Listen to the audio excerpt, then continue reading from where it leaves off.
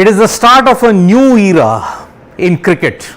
June is always the month where international test cricket resumes in England, and Lords, Father Time and Lords have a very deep connection. It is a new era for more ways for these two teams that are going to collide. England and New Zealand square off in the first test at Lords. You may see Kane Williamson, yes, he's the pillar, he's the stalwart of the New Zealand cricket team. But this guy, Ben Stokes, that is why this is a new era for England. You can very well mistake this as New Zealand versus England, right? England versus New Zealand. Actually, I would call it New Zealand A versus New Zealand. Why? Ben Stokes, born in New Zealand, his father, a great All Blacks player, Ged Stokes. Who is coaching the England cricket team at this point in time? Another Kiwi, Brendan McCullum.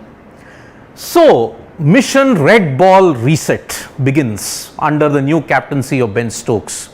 Joe Root stepped down as captain following England's loss to the West Indies about a couple of months back. Seemed a different era, wasn't it, when the IPL was dominating the charts for 2 months. So, England start their new red ball reset under Ben Stokes. After England got dumped out in the 2015 ICC World Cup in the first round, they had begun a white ball reset that had gained tremendous success. Will the same happen here? Well, there is no better place to begin than at Lords, folks, and New Zealand on the other hand, it's a new era even for them. There will be no BJ Watling, there will be no Ross Taylor. Those two guys for the last 6-7 years were the concrete pillars for New Zealand's success in the middle order. Now they are not there. How time changes, isn't it, folks? 11 months back, exactly a year back, New Zealand had come to England for a 2-test series that was not part of the ICC World Test Championships. Yet they won that series 1-0. And that result helped New Zealand win that ICC World Test Championship final against India and Southampton. But now personnel have gone, the captain himself is under an injury cloud. Kane Williamson, that chronic elbow injury has really hurt his chances. On the other hand, if you look at England versus New Zealand, the test statistics really paint a very sorry picture if you have to look at it. 107 tests between these two nations. England have won 48, New Zealand have won just 12. The remaining have been drawn. So New Zealand do struggle in England. They have only won 3 series if you have to look at it. 1986 under the greatness of Sir Richard Hadley, 1999 unexpectedly, and now 2021. So New Zealand will have to really pull their socks up if they have to have a repeat of 2021. New Zealand's record in England heading into this Lord's Test is as depressing as the London and England weather can be in June, July. Very gloomy. 56 games that New Zealand have played against England in England. England has won 30. New Zealand have won just 6. Imagine, they have been playing ever since 1928. New Zealand did not get their first win against England for close to 4 decades. Close to 5 decades, if I may have to say. England won 30, New Zealand have won 6, the remaining have been drawn. Now, England versus New Zealand at Lords. Black Caps fans, please look away. This is a true horror story. 18 games. We all thought that India had a bad record, right, in Lords prior to 2014. Well, New Zealand aced it. 18 tests at Lords. England have won 8, New Zealand have won just once at the home of cricket. That one win came not in the 21st century, it came in 1999. A good 22 years later. I'm like totally flummoxed, like why do New Zealand struggle at Lords? The remaining 9 have been drawn, and the last drawn test, let me tell you, was way back in 2008. And even in 2021, when Joe Root did not want to go for the win. And there are also memorable moments for New Zealand at Lords. Devon Conway, who can forget, who will be opening. 200 on debut. Match was among the left-handers, if you may say. He matched Saurav Ganguly, but then he topped Ganguly. That too, he got it on his birthday. What an achievement. So England versus New Zealand at Lords makes up on a very interesting subplot, and it's a clash of two new eras. For Ben Stokes, it is his second captaincy stint, but now it will be his first full-time captaincy stint in tests. Remember, Stokes had led a B team for a series against Pakistan, but England whitewashed Pakistan 3-0. That is the impact that Stokes can have. He even did not play the IPL this year. So if you have to look at it, Stokes as red ball captain promises plenty of good opportunities, because let us not forget, after this 2-test series, England have very important assignments, 1 test against India and 3 against South Africa at home. And on top of that, they have an overseas assignment against Pakistan. England are at the bottom of the World Test Championship cycle. They have just won 1 game. They were hammered 4-0 in Australia. They also lost in the West Indies 1-0. So it's not a good time for England test cricket, as I may say. The defending champions New Zealand are also not in a good streak. Remember, they lost to India 1-0. They drew the series at home against Bangladesh and South Africa. That loss to Bangladesh was really hurting, and even the loss to South Africa, especially the Proteas loss, because they were leading after winning. So not good times even for New Zealand, because remember, after this 2-test series is part of the World Test Championship cycle. So that is why we will see New Zealand hopefully continuing their good run in England, because 2017, 2019 and 2021 they have won 3 consecutive series against them. So one hopes New Zealand can bounce back in this series, but England also do not fall out. 1 loss for England and that's it. Their mathematical chances of even reaching the final are all but over. Now, if I have to look at the playing 11s that are there, England have already announced it. They are going to hand a debut to Matthew Potts. Now, who is Matthew Potts? Matthew Potts is a Durham right-arm fast-medium bowler. He is currently the leading wicket taker in County Division 2 for Durham. He took 6 and 7 wicket hauls against Leicestershire, against Nottinghamshire, Worcestershire, as well as in the recent game where against Glamorgan when he took 7 for 40. So Potts with 35 wickets in 6 matches is really coming off a good role in county cricket. Whether he impresses in this match remains to be seen. Potts had to be played because Wokes is injured, Chris Wokes is injured, Mark Wood is injured, Jofra Archer is not available for the remainder of the summer. Whether he will play test cricket remains a big mystery altogether. So Matthew Potts in, and we welcome James Anderson and Stuart Broad back. It just confounds me in that era, if I may have to say, because the start of a new era. How could you leave 2 bowlers combined with over 1,000 wickets and 950 wickets, even if I have to take out some rare instances? James Anderson is nearing 650 wickets. Stuart Broad has more than 500 wickets. How do you leave them out? They are your ultimate match winners. But in Ben Stokes' captaincy, already the first signs are very promising. They have gotten them back and they will open the bowling. What a sight that will be again. James Anderson and Stuart Broad. Matthew Potts might play a good second fiddle, but Jack Leach will be your spinner. England are going for more variety, because remember, in 2021, England's lack of variety in the series against New Zealand hurt them big time. In the New Zealand, if I may have to look at even the batting lineup, Alex Lees is there. Ollie Pope comes back. Ollie Pope reclaims that number 3 spot, and that will allow Joe Root to be at the number 4 spot. Joe Root, 1,710 runs in that calendar year of 2021. Can you believe it? The next best was Rory Burns, some 1,000 runs behind. And who was third on the list? Mr. Extras, having never been dropped from cricket ever since 1877. So, if I have to say, Matthew Potts, James Anderson, Stuart Broad, and Jack Leach. That's your bowling lineup. Ollie Pope, then you've got Joe Root, Johnny Bairstow, Ben Stokes makes up a very, very potent England batting lineup and also a bowling lineup. Now, New Zealand on the other hand, what do? They don't have Ross Taylor, they don't have BJ Watling. Devon Conway, who impressed for Chennai Super Kings in the IPL, will open. And remember, he's coming back to the ground where he scored a double century on debut. Conway, along with Will Young, will be very vital, because Will Young in the series against India showed good application. He tackled Ravichandran Ashwin pretty well. So that is the situation when it comes to New Zealand. But the big question mark is on Kane Williamson.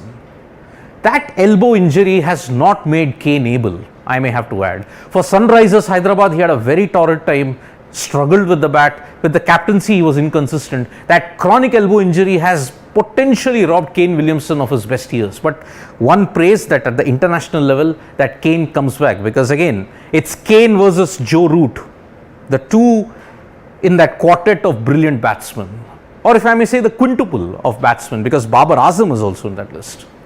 So if I have to say even of the New Zealand bowling lineup, there is no Trent Bolt, because Bolt was not available for the warm-up game, and you might not want to risk him rushing him to the IPL immediately to Test cricket. So Tim Southee and Kyle Jamieson will open. Jamieson, you remember, he missed IPL, he wanted to focus more on Test cricket. Then there is a choice-up of either Neil Wagner or Ajaz Patel. Wagner, you know, the big-hearted Kiwi pacer, left arm never yields an inch. But Ajaz Patel, well, he is only those three bowlers who's taken the perfect 10 in Test cricket. Would you want to drop him, considering that he also had success in England? That is another question. Will they take that call up? So I'll take some questions if there is there. Anurag, are there any questions that they are asking?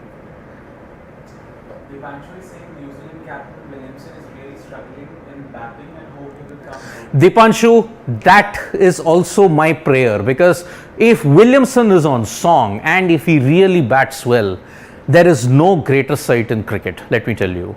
Williamson on form, and especially if he can tackle these conditions, it will make for some brilliant batting and it will make for some brilliant viewing. Remember, Williamson has a century at Lord's. He hit 132 in 2015, but who undid all that damage? It was Ben Stokes. He hit that fastest century at that time at home. So it has been 7 years since that epic ton at home by Ben Stokes. Kane versus Anderson stat. Well, Anderson is one of the greats, and that is why he's dismissed Kane quite a few times in Test cricket. So Kane versus Anderson, it's a sight for the gods. I mean, remember, Anderson has dismissed Kohli 7 times. He's dismissed Steve Smith plenty of times. So among the quartet, he's got a great record against all these other 3 players as well. Of course, he dismissed Joe Root in that Lancashire versus Yorkshire county match. The spell that he bowled to Joe Root was simply sensational in the second innings. The middle and off stump went for a toss.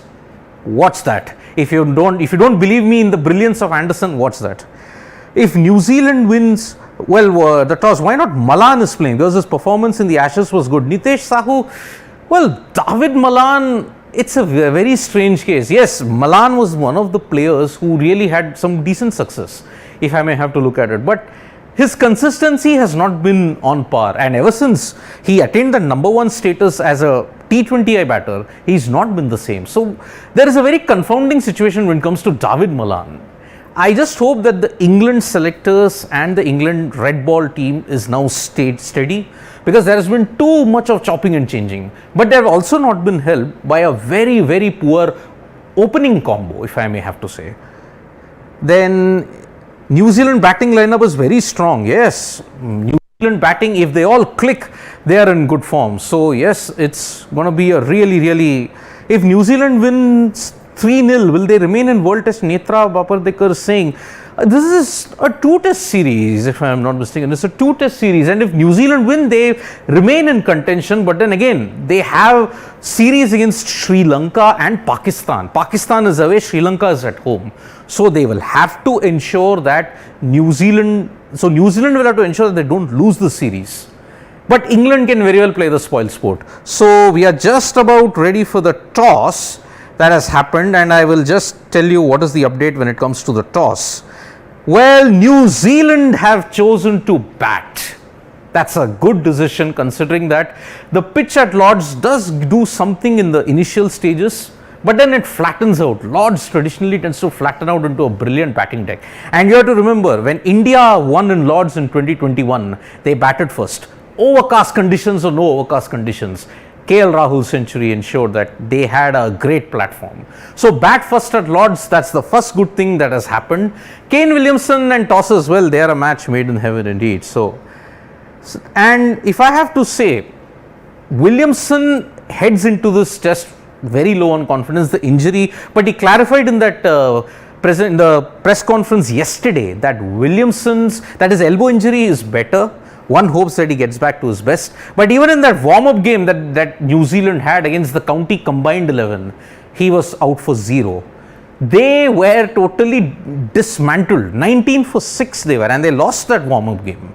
So New Zealand will have to hope that they bounce back at Lords. It's not been an ideal build-up for the New Zealand team. When they first came to England, COVID hit the camp, 5 members were in isolation. They lost the combined county 11 warm-up game also. So not an ideal build-up for New Zealand, but one hopes that in Lords their fortunes turn. Now, as far as team news is concerned, well, England's playing 11, it was already confirmed that was going to happen. So Zach Crawley, Alex Lees, Ollie Pope, Joe Root, Johnny Bairstow, Ben Stokes, Ben Foakes. Remember, Ben Foakes had a good debut in that series against Sri Lanka in 2018. He was a very solid batter, and he was also a good keeper. Why did England not want him on a consistent basis? Is primarily because Butler and Bairstow, it was that conundrum which deepened England's woes. So that is your top 6: Zach Crawley, Alex Lees, Ollie Pope, Joe Root, Johnny Bairstow, Ben Stokes and Ben Foakes. The bowlers, as I had said, Matty Potts, Jack Leach, Stuart Broad, James Anderson. Matty Potts, as you can see, 77 wickets in 24 matches, 35 wickets in the county division championships, and has an average of 26.9. So it's a good addition to the side, and let's hope that he can back up the likes of Anderson and Broad, because England also needs someone to carry that mantle ahead.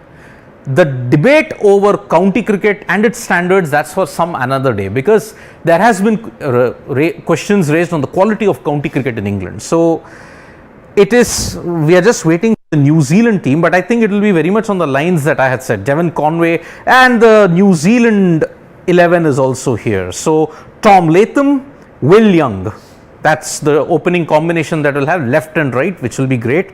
Kane Williamson, Devon Conway, Daryl Mitchell. So that is your batting all-rounder, Daryl Mitchell. He did well in that series against Pakistan, although he didn't do well for Rajasthan Royals in the IPL. He left the IPL early to join the New Zealand Test team. The wicket-keeping duties will be done by Tom Blundell, because remember, Latham is your white ball keeper. He's not a test keeper. So Blundell, and he's done decently well. He hit a century in Melbourne against Australia.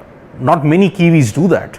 Then you have Colin de Grandhomme, Kyle Jamieson, Tim Southee, Ajaz Patel, and wow, this is a surprise. Trent Bolt has been included. This is a surprise, because many people are saying that Bolt might not be rushed in. So Trent Bolt is included. So this changes the entire equation. Colin de Grandhomme, Kyle Jamieson, Tim Southee, Trent Bolt. Barring Neil Wagner, it is that potent four-pronged attack that had won them the ICC World Test Championships. So there's Ajaz Patel for variety. So they have gone with 4 pacers, out-and-out pacers. Colin de Grandhomme, he's a swing bowler, 130. Kyle Jamieson, Tim Southee, Trent Bolt. Wow. So the New Zealand bowling, that was a surprise, because we thought Trent Bolt might not come in. So Bolt, Southee, Jamieson, de Grandhomme. Wow, that is a pretty good 11, if I may have to say, from the New Zealand perspective. England also very solid. So let's just see. Hats off to James Anderson fitness, been a fast bowler around 40 years of age, still is the leading bowler in the England lineup. I mean, absolutely. I mean, I have gone out and stuck my neck out and said that James Anderson is the greatest of all time when it comes to pace bowling. Let me get that right, pace bowling. You may say he may be Clouderson, the swinging conditions might be there, but then you capitalize on the pitches and the conditions that are given to you. Even if I have to look at it in 2 series which did not aid his kind of bowling, 2012 India, 2010-11 Ashes in Australia, it was Anderson who laid the groundwork for those brilliance. Anderson was the leading wicket taker in the 2010-11 Ashes, and what a performance he put in each of the matches. Even in 2012, MS Dhoni even said that Anderson was the difference. Those spells by Anderson allowed Monty Panesar and Graham Swan to wreak havoc. So yes, I do agree, Shobhit Somani, that hats off to James Anderson. Indeed, the greatest there was and the greatest pace bowler that will be. 641 wickets. He's nearing 650. If he can play for 1-2 years, who knows, 700 might not be impossible. Since Baz and Stokes are now there, so I think we will rarely see Rory, Burns and Sibley. Dipanshu, well, Baz and Stokes, I mean, they have got a different template altogether. Now, McCullum has said before the start of this match, he wants England to forget about the past fears of failure. Because England have been bogged down by failure. Let us not mince words about it. They have not performed in India for ever since that 2012 series. They have been hammered in the Ashes. They have, since 2013, they have drawn only 2 and lost 13 out of the 15. So McCullum, you must understand that with New Zealand in that 2014 period, 2013 to 2015 period, greatness is contagious. He went in with that theme, and McCullum totally reformed New Zealand. They are where they are today because of that mindset by McCullum. Yes, it's not worked for Kolkata Knight Riders. Kolkata Knight Riders fans will argue that McCullum did not do wonders for Kolkata, but when it comes to international cricket, there might be a different side of McCullum altogether. So, what's better are the April final defeat and Test cricket in England? Yes, I mean, everybody says viewing Test matches in England is a spectacle. I agree. Those green grounds, that swinging conditions, overcast conditions. Although personally I have seen England versus New Zealand in Old Trafford in 2008, and boy, the windy conditions and the cold, it really dampens your spirit. But watching Test cricket overcomes all that pain. So what other questions are there? Malan performance was very good. Yes, Nitesh, but then again, why do they not want to persist with Malan? Even in 2017, he was superb, along with Bairstow. Why do they not persist with him? Big mystery.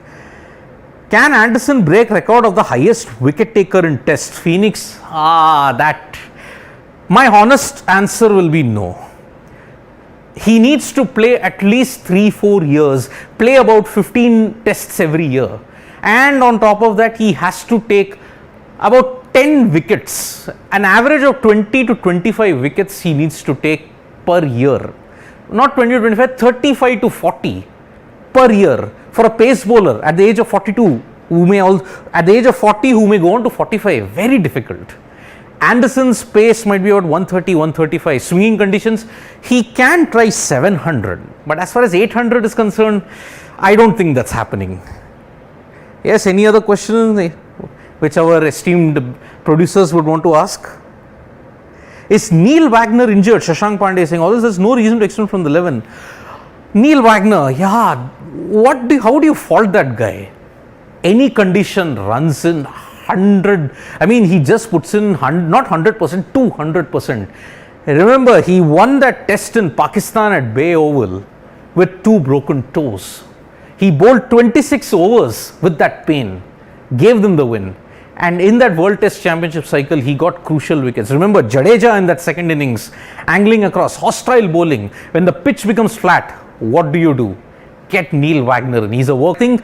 They have gotten variety at Lord's. Wagner potentially might come back for the second Test. So, Josh Butler, no, he isn't there because they don't want to rush him directly from the IPL into the Test match arena. So, that is the thing. New Zealand versus Australia T20, I will answer the T20 in that. Why sitting cost is much in Lords? Dronit Singh, yes, there have been plenty of issues over the prices of tickets. Michael Vaughan in particular has been very vocal about why the ticket prices are so high. If you want Test cricket to flourish, make it user and spectator friendly, and it might begin with the tickets. I agree with that. Why are tickets so expensive in Lords? Totally agree with you on that. Then on Jofra Archer, when will we see Jofra Archer return? Are England saying for T20 World Cup? Dipanshu, I have my fears that Jofra Archer might never play Tests. The amount of injuries that he suffered in that elbow and his back, it's very doubtful that he will play Tests. But in the T20 World Cup, very doubtful, because if he has to get ready for the T20 World Cup, he has to start bowling, even in the domestic circuit. But he's out till the summer, that means till September.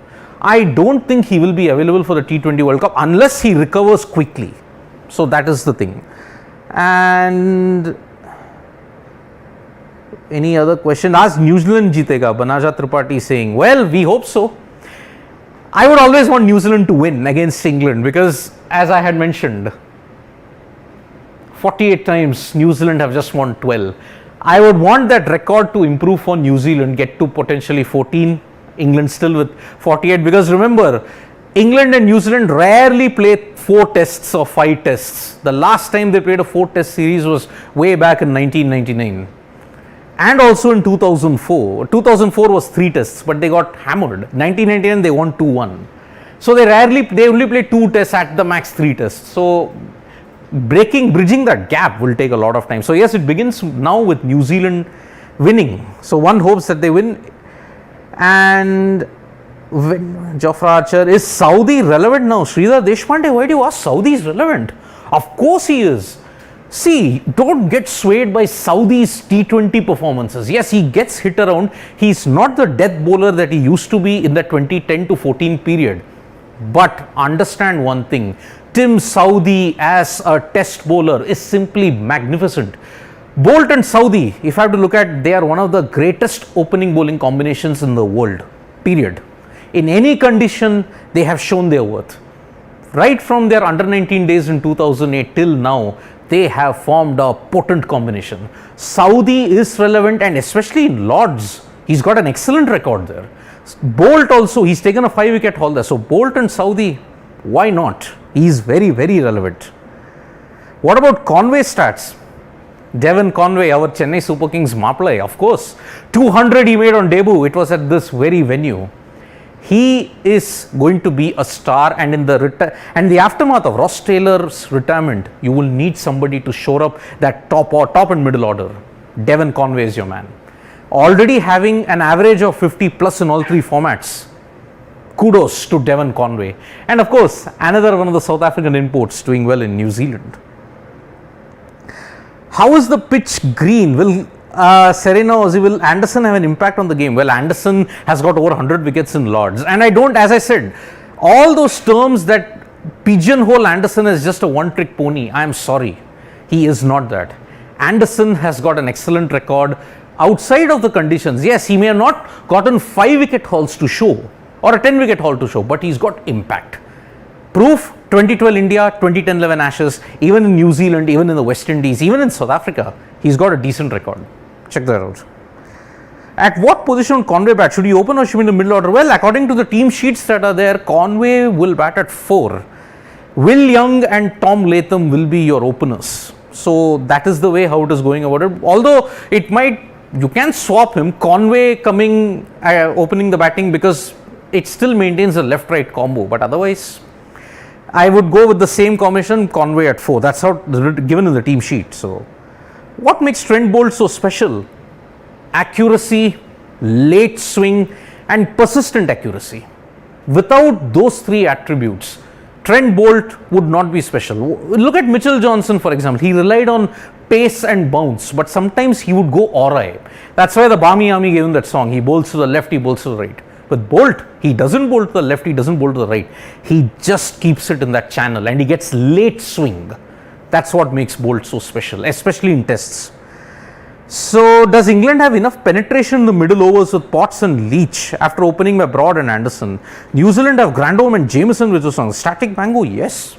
On paper, if I have to look at the squads, on the playing 11, yes, Jameson and Grandholm can maintain that pressure, but Potts is untested because see, this is his first test and he did perform well. It will be interesting to see how he generates swing. I hope Ben Stokes uses him at the right end, because sometimes not using it at the right end also can play an impact. Down the slope, is he a bowler that swings it in the air and off the pitch? Will be very interesting to see. So we have gone on for long, folks. Why has England dominated NZ 80% of the time? SS, well, history. New Zealand did not have a good test team right until the 70s, if I may have to say. They did not, I mean, come on, Australia did not play New Zealand for 27 years. That's the step-brotherly treatment that they got. England were so confident of beating New Zealand that in 1928, they sent 2 sides. One was playing in the West Indies, one was playing in New Zealand. But they defeated New Zealand so easily. It was not until the arrival of Richard Hadlee that changed the entire equation for New Zealand. That golden period, if I may have to say, from 1976 onwards till 1988, made New Zealand one of the best teams. I mean, who can lay claim to New Zealand defeating that almighty West Indies in 1980, although at home, and drawing them at home? They were beaten 2-0 in 1984. That's another story altogether. So, New Zealand's test record only started improving around 1976. Otherwise, they had lost on a consistent basis. 1955-56, South Africa they lost. Although that series would be remembered for the Tangiwai disaster. I will come on that later once there is something on this day section. So, they didn't have a solid test team for close to 4 decades after they made their debut. So yes, after the arrival of Richard Hadlee, everything changed. Who is the England vice captain? I am assuming it will be Johnny Bairstow or Joe Root. There is no specific mention of a vice captain as such, but maybe Bairstow or Root might combine to do that. Does New Zealand collapse because there are batsmen out of form and out of test match? By Shivram Balsalpa saying. Very relevant, yes. Low on confidence, who knows? Even in the warm-up game, 19 for 6, remember that stat, 19 for 6, Kane Williamson was out for 0. Yes, they can collapse. That's the one worry that might negate New Zealand's chances of winning. Yes, their batting lacks confidence. If Williamson fires, then that entire batting unit fires. So, in the absence of Ross Taylor and BJ Watling, the onus is on Kane Williamson to step up. So that is the preview, folks. It's Test cricket season now, but there'll also be T20s interspread. We are building up to a very busy calendar. Remember, the ICC World T20 is 5 months away. Plus, the World Test Championship cycle is now approaching the half-year point. Because remember, India will play 1 test in England in July, followed by 2 in Bangladesh and 4 against Australia. England have this series, then they have a series against India, that 1 match, plus 3 against South Africa, and then an overseas assignment to Pakistan. So it is a silly season, folks. Australia are in Sri Lanka for ODIs and T20s and tests. Pakistan are also going to Sri Lanka. So there is lot of cricket coming up. We have got you covered in Sports Today for that. Press the like, comment and share button, folks. Press the bell icon. And we are also there on Facebook. You will not miss out on all these updates. Thank you.